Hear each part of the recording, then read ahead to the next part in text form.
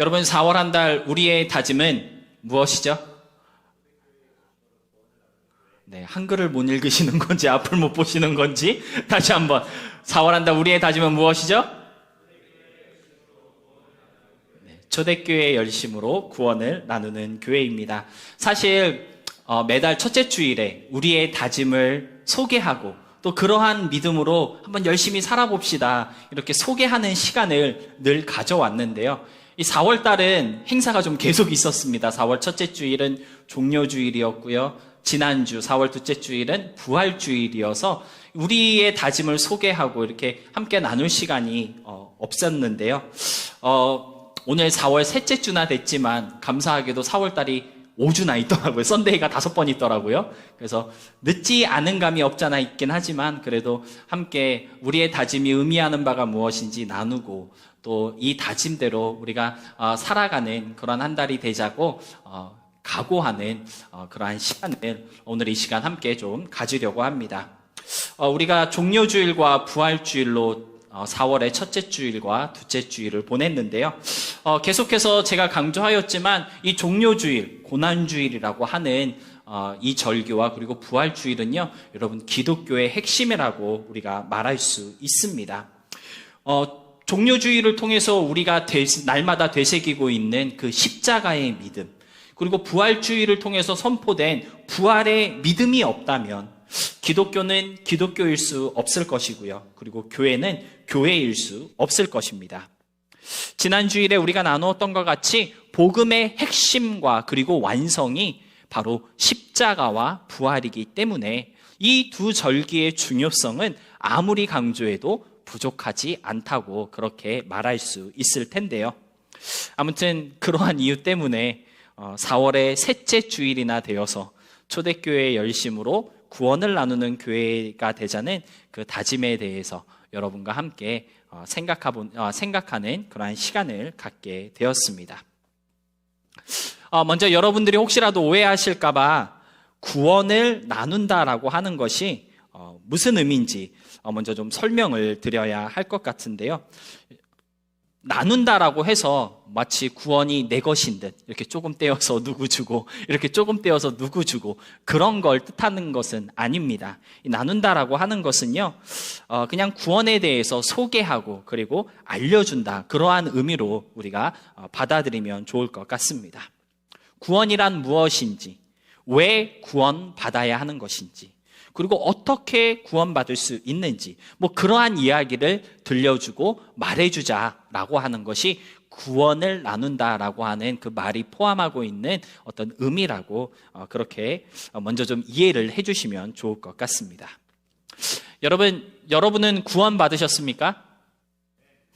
왜? 한 박자 뜸들이는 건 고민하신 건가요? 여러분 구원받으셨습니까? 예, 아멘 안 한 민성이는 뭐죠? 네. 여러분 다 구원받으신 줄로 믿습니다.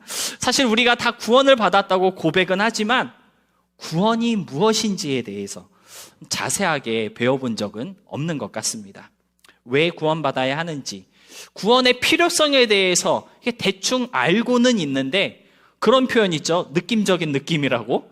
구원을 받기는 받았는데 그리고 왜 구원받아야 하는지 알 것 같으면서도 잘 모르는 것 같고 그냥 느낌적으로 아는 그러한 부분들이 우리에게 분명히 있는 것 같은데요.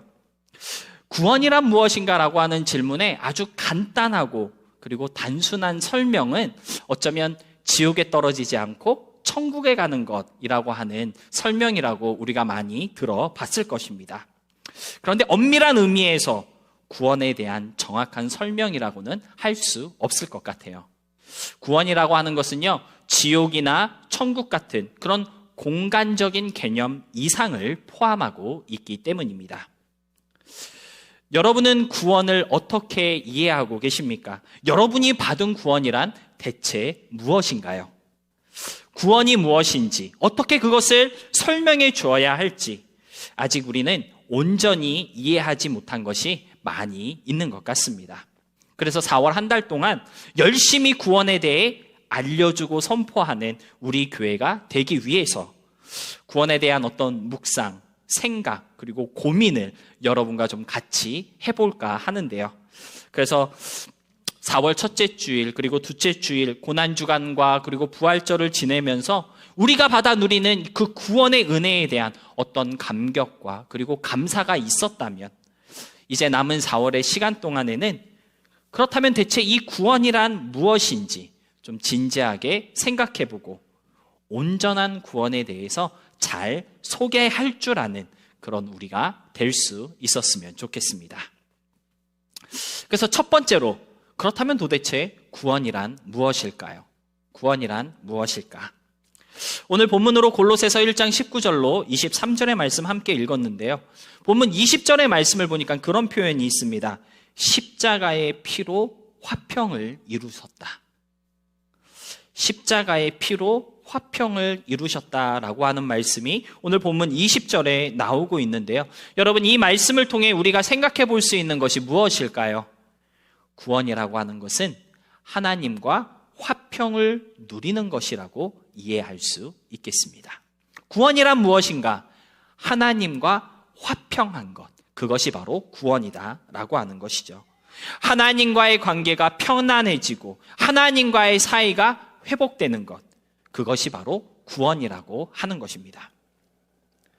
많은 분들이 구원을 이해할 때 죄에서 건짐받고 사망에서 생명으로 옮겨지거나 또는 지옥에 있던 내가, 지옥에 합당했던 내가 천국에 합당한 나로 변화되는 것, 그렇게 구원에 대해서 많이들 이해하고 계시는데요. 물론 맞는 말입니다. 여러분, 구원이라는 단어 자체의 뜻이요, 건져내다, 건짐받다, 뭐 그런 뜻이거든요. 그러니까는 죄에서 건짐받고 사망에서 건짐받고, 그것이 구원에 대한 설명이라고도 우리가 충분히 받아들일 수 있다라고 하는 것이죠. 그런데 엄밀한 의미에서 그러한 것들은요, 구원의 결과이지 구원의 본질은 아니라는 것입니다. 구원의 본질은 무엇이냐면요, 하나님과의 관계가 회복되고 다시 하나님과 화평해지는 것, 그것이 바로 구원이라는 것입니다. 여러분, 에덴 동산에 거하던 아담을 한번 상상해 보시기 바랍니다. 하나님께서 첫사람 아담을 창조하시고요, 모든 것이 풍요롭고 부족함이 없었던, 어디에 살게 하셨죠? 에덴에 살게 하셨습니다. 그곳에서 아담은요, 하나님과 화평하고 그리고 화목한 관계를 유지하고 있었습니다. 어떻게 할 수 있을까요? 당연히 성경에 나와 있겠죠. 창세기 3장에 보니까요, 동산에 거느시는 하나님이 나와요. 그리고 그 하나님이 아담을 막 찾으세요. 근데 이게 하나님한테는 자연스러웠던 거예요. 하나님은 언제든지 에덴 동산에 오셔서 자기가 다니고 싶은 대로 다니시면서 만나고 싶으면 아담도 만나고 그와 같이 이야기도 나누고 사이가 굉장히 좋았다라는 것을 창세기 3장에서 볼 수가 있다라고 하는 것이죠. 에덴 동산에 살고 있었던 아담은요, 하나님과 그렇게 친밀한 관계를 가지고 있었다라는 것입니다. 그리고 그 관계가 깨어지지 않는 한 그는 마치 천국과도 다름없는 그 에덴에서 계속해서 지낼 수 있었을 것이다라고 하는 것이죠. 그런데 어떤 일이 일어났습니까? 하나님이 먹지 말라고 말씀하신 선악을 알게 하는 나무의 열매를 아담과 하와가 먹음으로써 하나님과 아담 사이가 더 이상 화평할 수 없는 관계가 되어 버렸습니다. 하나님은 아담을 찾으셨지만 아담은 하나님을 피하는 관계가 되어 버렸고요. 말씀을 지키지 않음으로써 죄를 지은 아담을 하나님은 벌할 수밖에 없는, 뭔가 껄끄럽고 뭔가 삐그덕거리는 그러한 관계로 전락되고 말았다라고 하는 것이죠. 하나님과의 관계가 망가지고 흐트러지고 화평하지 못하게 되니까 아담은 더 이상 에덴에서 살 수 없었던 것이고요. 은혜와 사랑의 영향력 아래가 아닌 죄의 영향력 아래에서 사망의 종노릇하며 살게 되었다라고 성경은 우리에게 알려주고 있는 것입니다. 그러니까 진정한 의미에서 구원이라고 하는 것은요, 뭐 우리의 환경이 달라지거나 또는 내가 소속되어 있는 그 어떤 공간들이 새롭게 변화되는 것이 아니라 첫사람 아담이 하나님과 가졌던 그 화평, 그 평안, 그 친밀함을 다시 회복하는 것이고요. 그 구원을 우리가 누릴 때, 그 그 관계가 회복될 때 비로소 우리가 살아가는 공간이 변화되고 앞으로 우리가 들어가야 할 그 영원한 집이 바뀌게 되는 그러한 역사가 일어나게 된다라고 하는 것입니다. 그래서 여러분은 구원받으셨습니까? 라고 하는 이 질문은요, 사실 여러분 천국에 갈 자신이 있습니까? 그걸 물어보는 질문이 아닙니다. 여러분 구원받으셨습니까? 라고 하는 이 질문은요, 여러분 하나님과의 관계가 회복되셨습니까? 라고 하는 질문이라고 우리가 이해할 수 있어야 할 필요가 있다라고 하는 것이죠. 4월 한 달 우리 교회가 전하며 나누어야 할 구원의 소식은요, 하나님과의 관계를 회복하고 하나님과 화평하자는 소식이라는 사실을 좀 기억하시고 하나님과 올바른 관계 형성을 위해 좀 힘을 쓰고 애를 쓰는 우리가 될 수 있었으면 좋겠습니다. 두 번째로, 그렇다면 왜 하나님과 화평해야 하는 것일까요? 왜 하나님과 화목해야 하는 걸까요? 오늘 본문 21절과 22절의 말씀, 우리 다 같이 함께 봉독해 보도록 하겠습니다. 우리 다 같이 함께 읽겠습니다. 시작! 전에 악한 행실로 멀리 떠나 마음으로 원수가 되었던 너희를 이제는 그의 육체의 죽음으로 말미암아 화목하게 하사 너희를 거룩하고 흠없고 책망할 것이 없는 자로 그 앞에 세우고자 하셨으니. 아멘. 21절과 22절을 읽었는데요, 저는 특별히 21절에 멀리 떠났다라고 하는 이 표현에 우리가 집중해 볼 필요가 있다고 생각합니다. 여러분, 떠났다는 말 언제 쓰는 말일까요? 있었던 자리에서 벗어났을 때, 또는 원래 있어야 할 곳에 있지 않고 움직였을 때 떠났다는 말 쓰지 않을까요? 처음부터 그 자리에 없었다면 떠났다는 표현을 아예 쓸 수가 없다라고 하는 것입니다.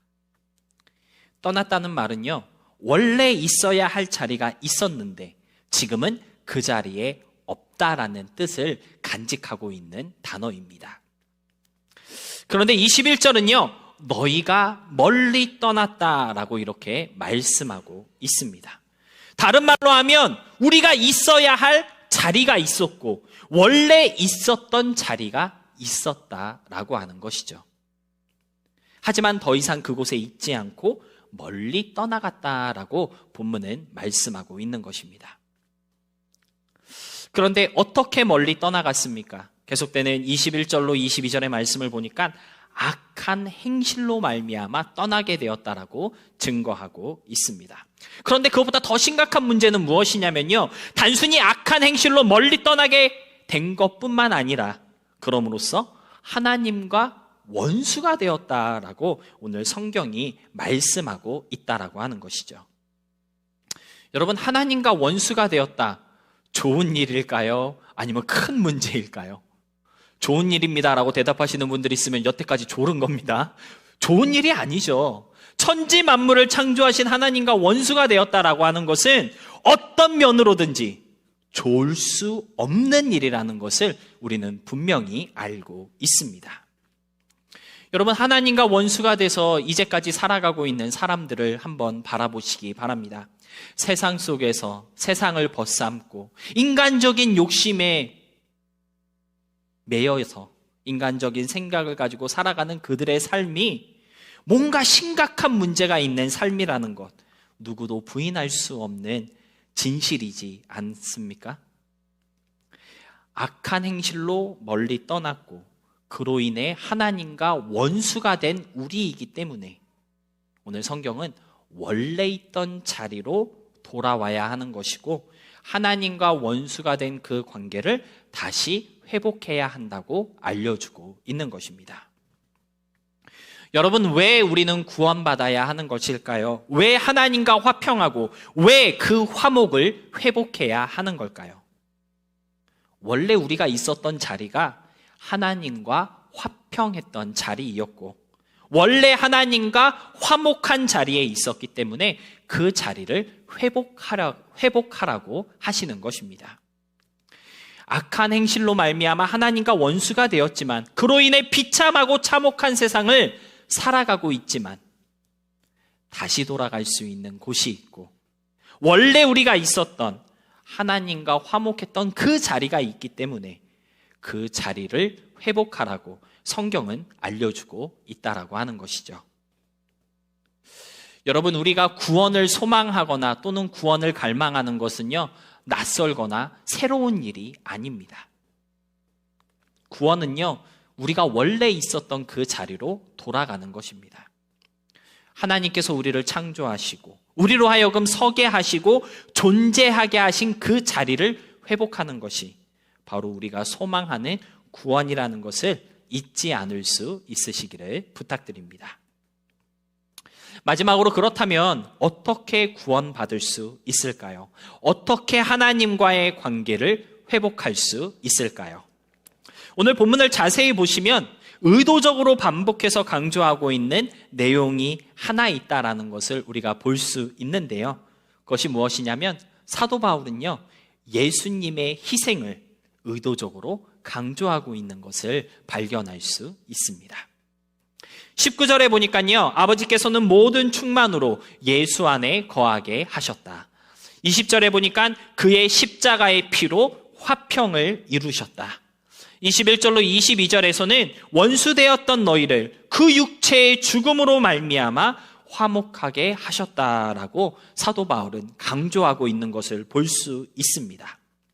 사도 바울은요, 예수님의 고난, 십자가의 희생을 강조하면서 예수님의 십자가로 말미암아 구원을 얻게 되고 그 십자가의 은혜로 인해 다시 하나님과 화목할 수 있게 되었다라고 선포하고 있는 것입니다. 그러니까 어떻게 구원받을 수 있는가라고 하는 질문보다는 어떻게 구원을 얻게 되었는지에 대해 알아야 한다는 사실을 오늘 본문을 통해 사도 바울은 가르쳐주고 있다라고 하는 것이죠. 여러분, 구원은요, 우리가 뭘 해서 받을 수 있는 것이 아닙니다. 예수님께서 십자가로 완성해 놓으신 그 구원이 그냥 우리에게 주어지는 것이라고 성경은 알려주고 있는데요. 구원에 있어서 우리가 꼭 기억해야 하는 것은 모든 것을 예수님이 다 이루셨고 모든 것이 예수님 한 분으로 인해 충분하였다라고 하는 것입니다. 우리가 뭘 더 해야 하는 것이 남지 않았고요. 우리가 뭘 할 수 있는 것도 없다라고 하는 것이죠. 하지만 많은 분들이 구원 얻는 것과 구원받은 자로서 사는 것에 대해 헷갈려 하시는 부분이 조금 있어서 내가 뭘 해야만 구원받는 것이 아닌가 그렇게 생각하시는 분들이 있는 것 같은데요. 구원은 오직 예수님의 은혜, 하나님의 사랑, 성령 하나님의 역사하심으로 이루어집니다.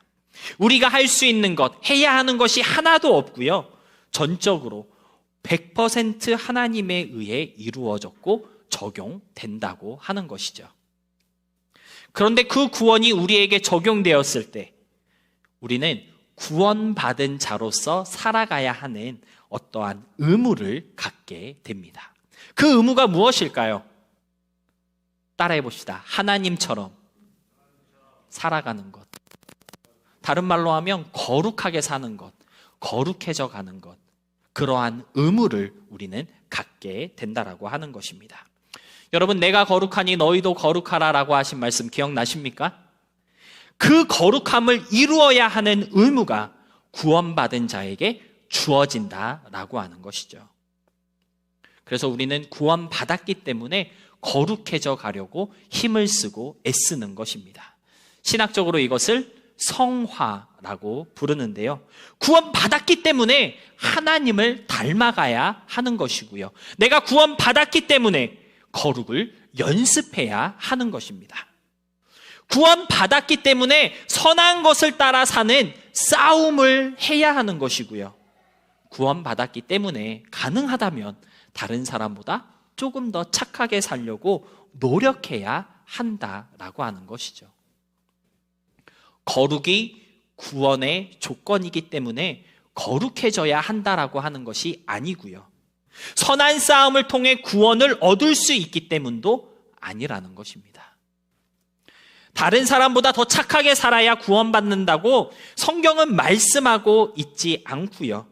내가 거룩을 이루어야만 천국에 들어갈 수 있다고 성경 그 어디에도 쓰여 있지 않습니다.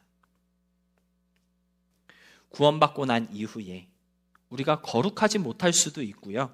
남들보다 더 착하게 살고 싶지만 그러지 못할 때도 있을 수 있습니다. 다시 말해 구원받은 자의 의무를 충분히 다 행하지 못할 수도 있다라고 하는 것이죠. 하나님을 닮아가야 하는데 여전히 죄스러운 모습이 더 강하게 보여지기도 하고요. 선한 싸움을 싸우기보다는 죄의 유혹에 쉽게 넘어지는 그러한 연약함이 있을 수도 있습니다. 그렇지만 우리가 기억해야 할 것이 무엇입니까? 그렇다고 해서 우리의 구원이 취소되지 않는다는 것입니다. 구원에 이르게 하신 하나님의 그 은혜와 사랑이 결코 끊어지지 않는다는 것을 우리는 알아야 하고요. 하나님께서 그것을 거두지도 아니하신다라고 하는 것이죠. 여러분, 우리가 잘 알고 있는 로마서 5장 8절은 무엇을 말씀하고 있습니까? 우리가 아직 죄인이었을 때에 그리스도께서 우리를 죽으심으로 말미암아 하나님께서 우리에 대한 자기의 사랑을 확실하게 보여주셨다라고 성경은 말씀하고 있지 않습니까? 죄인인 우리를 사랑하셔서, 죄인이었던 우리를 사랑하셔서 우리를 위하여 그 아들을 죽게 하심으로 그 사랑을 증거하신 분이 바로 하나님이시다라고 하는 것이죠. 그런데 내가 조금 거룩하지 못하다고, 내가 좀 착하지 못했다고, 연약해서 유혹에 넘어지고 죄 가운데 빠지게 되었다고 그 사랑을 거두시거나 또는 구원을 취소하시는 하나님이라고 우리가 말할 수 있을까요? 우리는 이미 죄인이었을 때 우리를 사랑하셨는데 하나님이 우리에게서 뭘 더 바라시겠습니까? 성경에서 말씀하시는 하나님은요, 그렇게 쪼잔하신 하나님이 아니라는 사실 우리가 분명하게 기억해야 할 필요가 있다라고 하는 것입니다. 그런데 많은 분들이 여기까지 듣고 구원의 은혜를 오해하셔서 그런 말을 하시는 분들이 꼭 있습니다. 그럼 구원받고 난 이후에 내 맘대로 내가 살고 싶은 대로 살아도 구원 받겠네요? 이렇게 질문하는 사람 만나보신 적 있으십니까? 혹시 그런 생각 해보신 적 있으신가요? 솔직하게. 아싸, 이제 구원받았다. 이제 내 맘대로 살면 되겠네. 나는 안전빵이야. 이렇게 생각해 보시면 있으세요? 없으세요? 네, 정직하게. 저도 있습니다. 근데 여러분, 이 질문이 얼마나 어처구니 없는 질문이냐면요. 이 질문은 마치 이것과 똑같아요. 내가 이제 미국의 시민권자가 됐으니 이제 한번 열심을 다해 미국의 모든 법을 다 어겨봐야겠다. 이렇게 말하는 것과 똑같다는 것입니다. 여러분, 미국 시민권을 따는 이유가 미국 법을 어기기 위해서 시민권을 따는 건가요? 한국 사람으로 태어났으니까 이제 내가 한국에 있는 모든 법이란 법은 다 어겨도 상관없겠네. 그렇게 생각하는 사람이 있을까요? 오히려 그 반대이겠죠. 마찬가지입니다. 천국 시민으로 거듭난 사람은요, 천국 시민으로서의 의무에 집중하며 그 법칙과 순리대로 살고자 노력하는 사람이지, 어떻게 하면 그것을 어길 수 있는지, 그걸 어겨도 되는 것인지에 집중하지 않는다라고 하는 것이죠. 특히나 나에게 허락하신 그 구원의 은혜가 예수님의 핏값으로 이루신 구원이라는 사실을 믿는 사람이라면 어떻게 그런 말을 할 수 있을까요? 어떤 고난과 아픔과 죽음으로 이루신 구원인데 그 구원을 값없이 얻었다라고 하는 사람이 감히 그러한 마음을 가지고 그렇게 행동할 수 있을까요? 여러분, 나에게 값없이 주신 구원이라고 해서 그 구원이 값싼 구원이라고 생각하지 마시기 바랍니다. 우리에게는 값없이 주신 은혜이고 구원이지만 그 구원은요, 아주 값비싼 구원이었습니다. 우리는 아무 것도 하지 않고 그냥 공짜로 그 구원의 은혜를 누리고 있지만 하나님은요, 그 구원을 이루기 위해서 너무 말로 표현할 수 없는 값을 치르셨다는 것, 우리가 한시라도 잊지 않는다면 이 구원을 주신 사랑과 은혜를 늘 마음에 새길 수 있을 것이고요. 구원받은 자로서의 어떤 책임과 의무에 최선을 다하는 그러한 사람들이 될 수 있을 것입니다. 사랑하는 성도 여러분, 여러분은 어떻게 구원을 얻으셨습니까?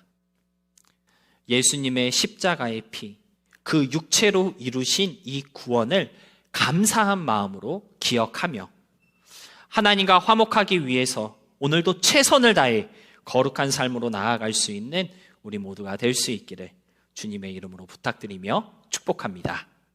아멘. 말씀을 정리하겠습니다. 오늘 본문 마지막 구절에서 사도 바울은요, 자신을 복음의 일꾼으로 소개하고 있습니다. 19절부터 22절까지 구원을 이루신 예수님과 그로 인해 하나님과 화목할 수 있게 되었다라는 소식을 전했던 바울은요, 이것이 바로 복음이며 나는 이 복음의 일꾼이라고 말씀하고 있는데요. 여러분, 구원에 대한 이해를 갖는다고 하는 것은요, 곧 복음에 대한 이해를 갖는 것입니다.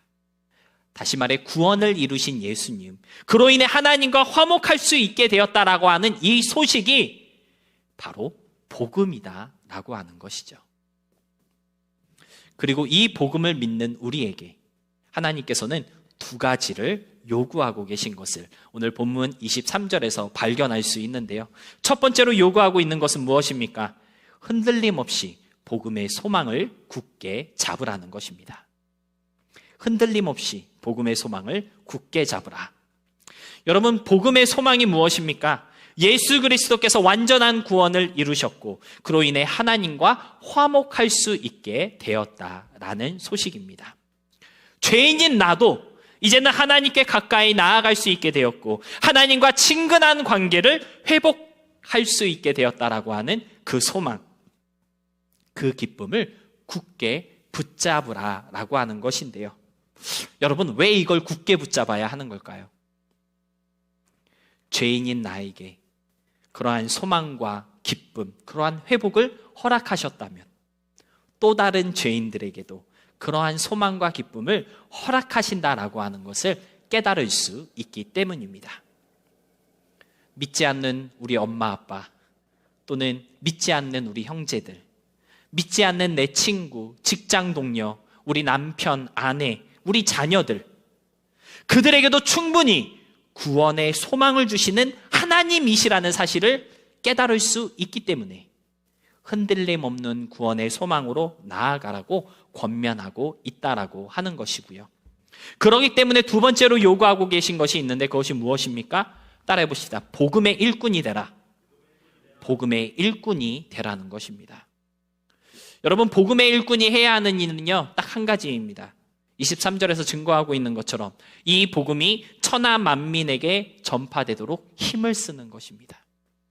그것이 복음의 일꾼이 해야 하는 일입니다. 천하 만민에게 이 소식을 전하라고 해서 여러분에게 다 온 세상으로 나아가 복음을 전하는 선교사가 되라는 그러한 말씀을 하시고 있는 것이 아니고요. 하늘 아래에 있는 모든 사람들이 이 복음의 소식을 들을 수 있도록, 우리가 살아가는 곳이 하늘 아래에 있는 것이잖아요. 맞죠? 그 복음의 소식을 나누는 사람들이 되라고 복음의 일꾼으로 우리를 부르고 계신 것입니다. 여러분 주위에 아직 복음을 듣지 못하고 구원의 소식을 알지 못하는 사람이 혹시 있을까요? 그 사람과 구원의 소망을 나누라고 하나님께서 여러분을 복음의 일꾼으로 부르고 계신 것입니다. 직장 동료라던가 학교 친구, 가족이나 형제들, 그 누가 되었든지 간에 모든 사람이 복음의 소망, 구원의 희망, 하나님과 함께함의 기쁨을 나눌 수 있도록 구원을 나누는 사람들로 우리를 부르고 계시다는 이 사실을 여러분 좀 기억하시고요. 시작하는 이 한 주를 살아갈 때 부르심대로 하나님 앞에서 살아가는 그런 우리가 될 수 있었으면 좋겠습니다. 그럼으로써 모두가 알아야 할 이 구원의 소식이 조금 더 멀리 퍼져나가고 조금 더 많은 사람들에게 알려지며 그로 인해 조금 더 기쁘고 행복한 세상을 만들어가는 진정한 복음의 일꾼으로 살아갈 수 있는 그런 우리 모두가 될 수 있기를 주님의 이름으로 기대하며 축복합니다.